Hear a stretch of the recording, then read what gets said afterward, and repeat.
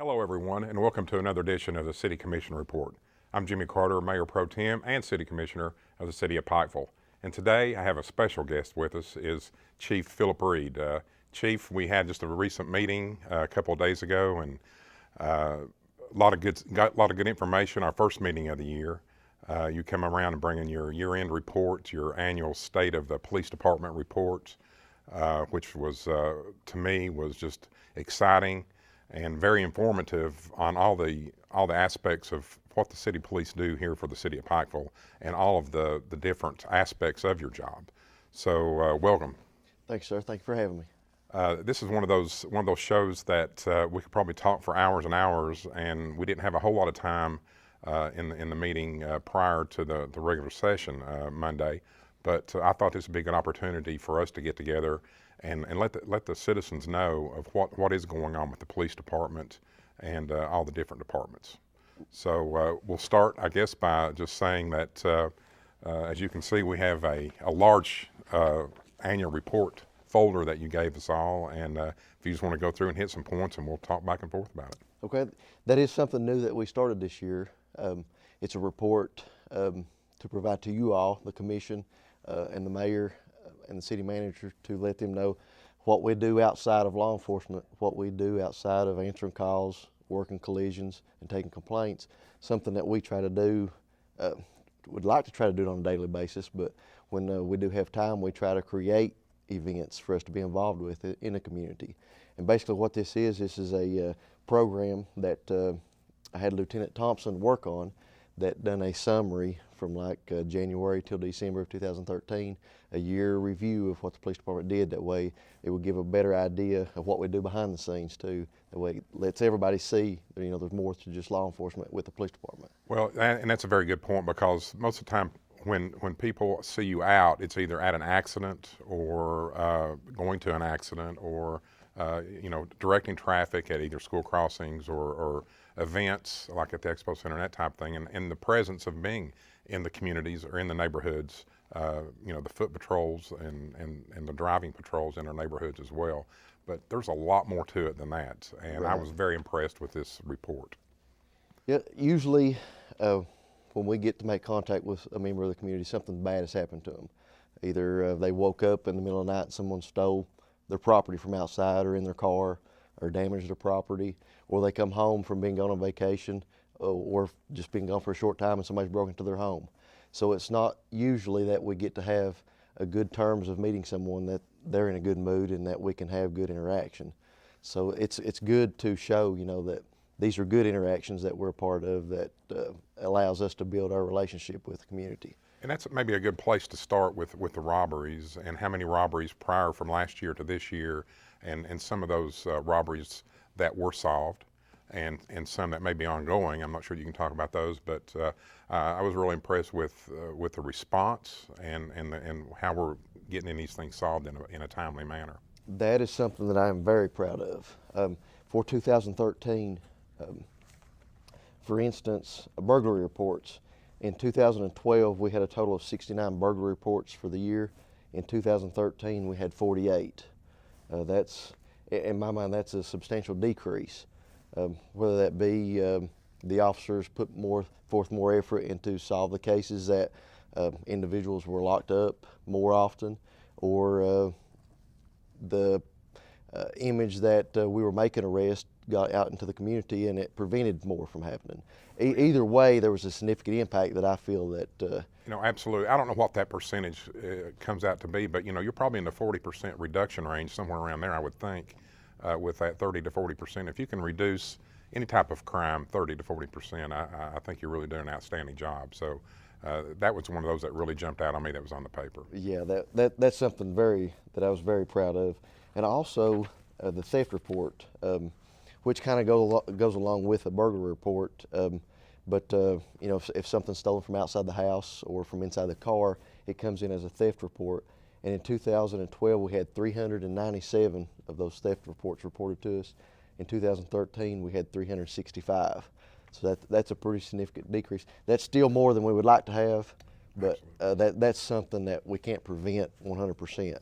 But having a proactive approach to that and developing ways to combat that and prevent some, is goals that we have. Obviously, we'd love to prevent every one of them, but we don't live in perfect society. Right, absolutely, and that's another good point as well. I mean, getting out there and being seen that you're working these in a proactive fashion may have something to do with the criminals not saying, well, maybe you better step back here a little bit, maybe not do it here in the city because they're going to come after us. Right. And that's a good point. And that's something that the officers are taking a lot of pride in. It's one thing to be able to respond to a house and open a case report and leave, but the officers now are taking a lot of pride in the next day they come to work, going back, talking to them again, or behind the scenes they're working, trying to solve what happened to that person and try to locate the property. So there's a lot more pride in taking it an extra step and not just opening a case and being done with it, but taking extra steps, sometimes working 2 and 3 weeks at a time to try to get an arrest and get an answer for the people that fell victim to the crime. Well, let's, if we can, and talk about a couple of those. And I know a couple stick out in my mind that were solved this past year that were pretty significant. One was, I think, during one of the Muscle on Main events when there was some theft into some automobiles. And if you want to elaborate on that and give some kudos out there to those officers that really worked hard and solved that one within just a few hours. Yeah, that our very first Hatfield-McCoy days, and it was also a Muscle on Main event where we had a large crowd, large number of people in the city during the day, and it was something that we had a crowd all day long. So there was a lot of parked vehicles in different locations throughout the city, and I believe it started around 1 p.m. that evening when we got our first report that someone had their vehicle broken into and some property was missing, whether it be a purse, iPhone, iPad, children's toys that were laying in the car of value. It started about 1 and it continued all throughout the day. Numerous people were coming in reporting thefts from their vehicle. The good thing about it was that night, about between 10 and 11, the officers that kept getting these reports made an attempt to establish in their mind that this person was still out here looking for this property, trying to find vehicles to break into. So throughout the course of the evening, the officers were determined to locate this individual, and that's what they did. They located property that belonged to someone, and then they took a suspicious person in the Sunrise Plaza area and turned it into actually relating that to the individual that was related to everything, because they found property on him that didn't belong to him, and it actually belonged to a victim that had reported a crime earlier. So they taking that extra step, thinking in their mind that this person may be related, actually allowed that officer to be able to put the case together. And when they convinced him into taking where the vehicle was located, they were able to find probably 90% of the property that was taken that day was able to be recovered and returned to the rightful owner. Well, I think you consider that perseverance and not giving up on it and just old-fashioned police work. Absolutely. That solved Yep. that one. And then also we had some national attention on the jewelry that was recovered from the there was a crime at the Expo Center, I guess, during a concert with ZZ Top, and we were able to get their merchandise back to them, or their jewelry. So right. That was the event that started at the Expo, which was, the Expo was fairly new at the time, and a big performance like ZZ Top came in, and at that time I was actually a detective, but the officers that responded and took the initial report, that's kind of something that disappointed all of us, because we got this group of people coming in to perform for our town, and their property gets stolen while they're out on stage performing. And it was expensive property too. It was several thousands of dollars worth of property, watches, jewelry, and those items that were taken from these performers while they were out on stage performing. So, it's something that really bothered us, because, obviously you don't want people to come into the city and stuff get stolen, because I wouldn't come back if it was me. Right. Well, that's another good thing as well, not to elaborate on it, but it's never giving up, or, we're not going to quit, we're going to figure it out, and Right. we're going to get you one way or the other, or get Right. you down the road somewhere. So that's excellent. 7 years later, it's still in the officer's mind, and they were able to take a tip and to work it, and that was even worked with the Commonwealth Attorney's Office, and just able to take that one little tip that, it could have been brushed off. It could have been said, well, that was so long ago, why worry about it? But they turned it into something. We was able to get a lot of that property back. able to return that to the rightful owner too. And that's got to be a great feeling for you and the officers involved. It was great. Absolutely, yeah. Well, let's move on maybe to something else that's been a big initiative here in Eastern Kentucky, and especially in the Pikeville area, is the Drive Down campaign, and the total number of accidents that that you all that y'all respond to, and having 23 coming right through the city of Pikeville, it always makes it a little treacherous. Driving, and especially the amount of traffic that we do have on 23. So I think there were some pretty good interesting facts on some of the accidents, if you want to elaborate on that a little bit. Yeah, that's one of the downfalls to our area, is that we pay very high insurance rates, and that is due to the number of accidents that occur in our area. And like you're talking about the 23 corridor, that is the location where most accidents occur in our area. We have a major intersection down there at 119 that several accidents occur there. But in 2012, Pike County was ranked 3rd in the state for the amount of accidents that happen in that county. And that's, when you look at so many counties in the state of Kentucky, and we're top 3rd. That's a top 10 you don't want to be on. Exactly, yeah. And as a result, we pay very high automobile insurance rates. But in 2013, we dropped down to 6th place. And it's not something we did, but it's something we did as a whole, and all the law enforcement community that worked together with different partnerships with the highway department as far as education, media, things to get the public awareness out there, as well as enforcement.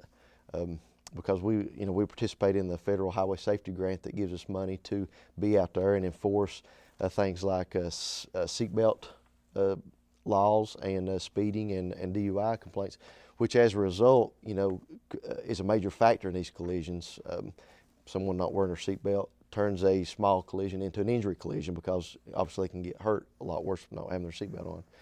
But and that was a stat that I heard not too long ago that really just threw me, that Kentucky and especially Eastern Kentucky has a very low rate of wearing seatbelts, and I'm just thinking, it's been a law for so many years, and it saves so many lives. I just can't imagine why people would not want to wear their seatbelts. Right. So wear your seatbelts out there. Yeah, it trickles. It's a big circle. Speeding, no seatbelt, or DUI, no seatbelt. A busy intersection, it's something bad could happen very easily, given those factors all put together. Right. But we did have a decrease in 2013 in our number of collisions. In 2012, we had 631. That was reduced in 2013 to 590. That's 40 less accidents. And in the back of your mind, you have to think, 40 less accidents per year. There's 52 weeks in a year. That's almost one less a week. And you say that, and it doesn't sound like a whole lot, but it is. Trust Right. me. When you're all out there working these accidents, I see you out a lot, and it takes a lot of time to work accidents, It does. especially on 23 when you have to direct and divert a lot of traffic and making everybody slow down. So Right. That's a great number, and everybody's doing a great job out there slowing down and doing a better job. Keep it in your mind that we need to slow down, and distracted driving, no texting and all that, hands-free if at all possible. I know my company, Feral Gas, with the Safety Motor Carrier Act and all that, our drivers are really on strict, no texting, hands-free devices only, and it's a good thing, because I've caught myself before all this came down trying to text or talk and find phone numbers, and pull over the side of the road if you need to. Right. Don't be distracted when you're driving. Right. And it's something that we want to portray too. That it's not that we want to be out there just writing a ticket to somebody. It's not that we enjoy giving somebody a fine that they have to pay. However, we do want to see people out there when someone drives down the road. I do want to see them see a police car on the side of the road, have somebody stop. It makes them slow down. Hey, am I got my seatbelt on? A lot of times somebody sees a police car, what do? They jerk it for that seatbelt. It's kind of awareness, education, and just making themselves more aware that we are out there enforcing to create less injury accidents, to slow down the number of accidents that occur, make it a safer place for the commute for the citizens. That's why we're doing it. It's not just because we want to write a ticket, or that, you've always heard we have a quota to meet. That's we've never had a quota to meet. That's not that I'm aware of. Yeah, but it's more along the lines of we're trying to make a safer roadway. I want to pay less insurance rates, and I would hesitate to say that I could find somebody that would argue that with me in Pike County that would rather pay cheaper insurance. Right. And that's the whole rim of everything. We're trying to lower those rates, and by doing that, awareness, officer visibility, I think has an effect on that. Yeah, and great job what y'all doing on that as well. As far as the after hours, the federal grant that came down, that y'all worked some after hours, some overtime hours to help alleviate that as well. So hats off to everybody on those programs there. And another good stat that we talked about on Monday was total number of calls and calls during the week, which it's fascinating to me on the way y'all can track these numbers. So if you want to get into that a little bit. Yeah. We had an increase in number of calls for service in 2013. In 2013, we had a total of 11,314 calls just for the police department. Now just think about that, folks. 11,000 calls for in a 1 year period. That's a lot of calls for our officers to be taking, and so and we still keep a 4-minute response. Is that 4 to 5 minute response on those as well? So right. That's impressive. I don't care what you say. That's an impressive Right. number. Right. That goes to show you that I would hesitate to say that we have any lazy officers, because they stay active, they stay busy. One alarming number though that we had while we're hitting these numbers of total case reports, we had 791. That's a lot of case, whether it be criminal mischief case, theft case, burglary. That's a lot of cases that the officers there are assigned to investigate. Getting into the aspect of when calls come in and what day of the week that you were talking about, that was interesting. We have some charts that I'd like to let the public know. The most calls that we receive are during the hours of 6 to 7 o'clock in the afternoon. That's we had a total of 813 of those 11,000 calls come in at that time frame. And on you can see a graph here. Real early in the morning, it's low, and it progressively increases during the day. When it gets up late in the evening, it actually teeters back off a little bit. But it seems like later in that evening time, from rush hour till about bedtime, that's when we are the busiest. That's an interesting stat, and I just wonder if is that kind of a national trend, or I don't know, not to put you on a spot that you might not or know or that or not, but it's just interesting that you can look at the graph there and see that it just progressively during the day just continues to get more calls and that. Yeah, I wouldn't say for sure, but I would imagine that is probably runs fairly the same across the board on that. I would imagine, just because afternoon after work, there's a bigger crowd. Right. It just seems like a busier time of the day would be in the evening time. And also we have a chart that shows the day of the week that we receive the most calls, and that day is actually Friday. Which is kind of not surprising, but I would have thought Saturday. Right, yeah. For whatever reason, Sunday starts off, just for instance, we had 1,198 calls on Sunday that came in on Sunday, compared to Friday, 1,891. So there's a pretty significant difference. And starting on Sunday all the way up through Thursday, it slowly increases. And then on Friday, is our highest. And Saturday is actually lower than Tuesday, Wednesday, and Thursday. So that, that could go because of the work week, the amount of traffic in the afternoon after work, or different things of that nature. Just during the week, it seems like it's a more busier time than the actual weekend. Right. Not to jump ship and move around and jump around, but I guess we need to before we run out of time too much. But I'd also like for you to talk about some of the after hours programs and just some of the different programs that the police department sponsor or take care of every year. And this was another phenomenal type of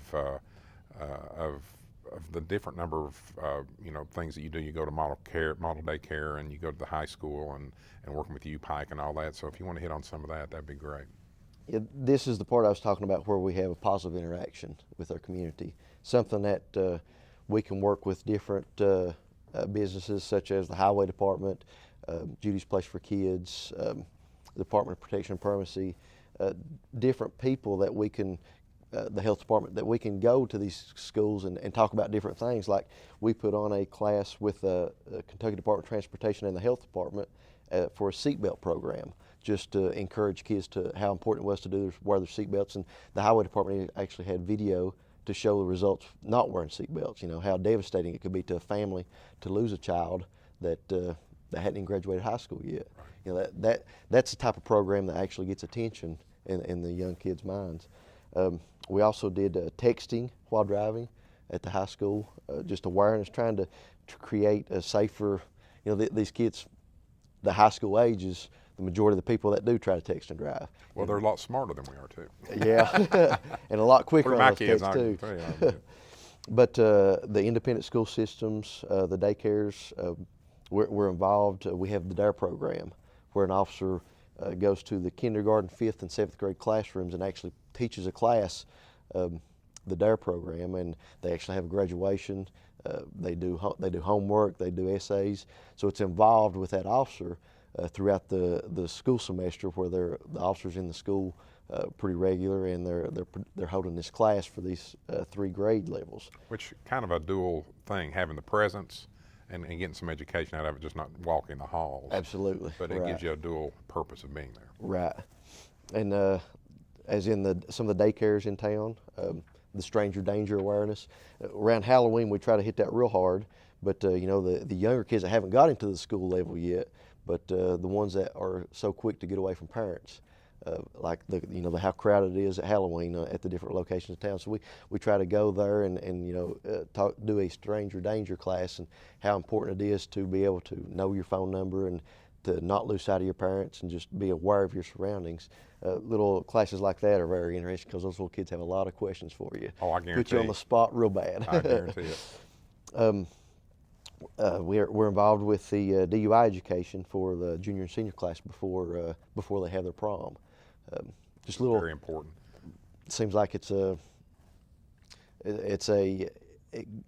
prom is a very good thing for them, but it also creates opportunity for them too. And we just try to make aware of the negative things that could happen and try to prevent that before it does happen. We partnered with Dr. Sachadeva in a child abuse prevention education program. It was something new that this year that we tried to do with her, just to raise awareness. You talk about some alarming statistics is how often child abuse occurs, not only in our area but nationwide. That's something that that we took. It's something that's not talked about a whole lot, and a lot of people don't want to talk about it. But it's a very big problem, and I know that you're all very involved with Judy's Place, and right, yeah, really work hard to try to alleviate that at all. Right, yeah. We do a lot of fingerprints for the high school. We had several booths. The Kiwanis booth in the city park. The high school had a fall festival where officers go out for several hours and sit there at a table and fingerprint hundreds of people, kids. Anybody that wants to be fingerprinted can come up and get fingerprinted. It's something, that's kind of interesting to smaller kids. They like to get their fingerprints taken. Right. So it could be very important. Hopefully, it'll never have to be, but it could be right. a very important part for your puzzle if something ever happened that you need to look for. Absolutely. They get to take those prints with them. The parents can keep a file, and like you say, if something drastic ever does happen, that gives us an extra step that could help us, to work on the case. We try to do a daily walkthrough with the school systems too. Try to be in the schools every day, in the daycares, in the businesses, just to trying to be a proactive approach to prevent something from happening. Because on those numbers that we missed there a minute ago, we have an increased number of shoplifters. So it's a lot of theft that's going on in our stores, which that creates higher prices for the people that pay for stuff. Affects us and other people that actually go and try to shop these businesses. Plus, it affects the business. They have to increase their prices because they have so much loss. So, that was an alarming number. We had a significant increase in shoplifters. But, those stores are doing their job as far as catching these people. So that's right. Well, and it could be that they're doing a better job, and the economy also has something to do with that as well. And as the economy fluctuates, that probably see some numbers move around in that as well. Right. We do several things, like with the kids at Model City. We do the triathlon, the assist with the Easter egg drop, which is a very large event that goes on up at the YMCA.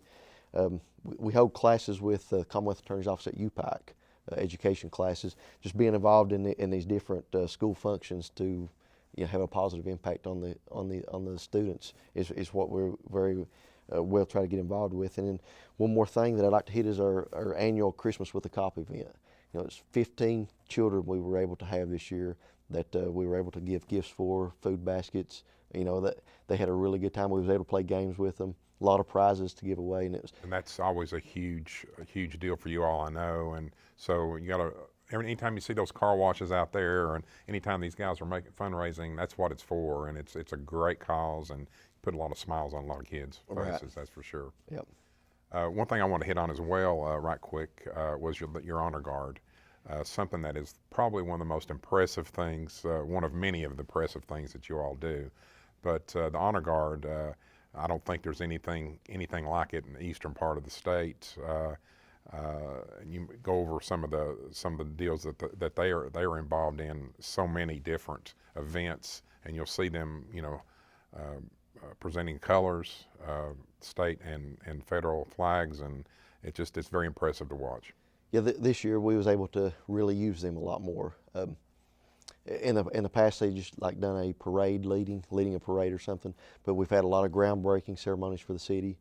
We got the honor guard involved in those to be able to present the colors before the groundbreaking ceremony took place. We've had a lot of things like the memorial wall that was unveiled at the courthouse. We were able to be a part of that. Just individuals.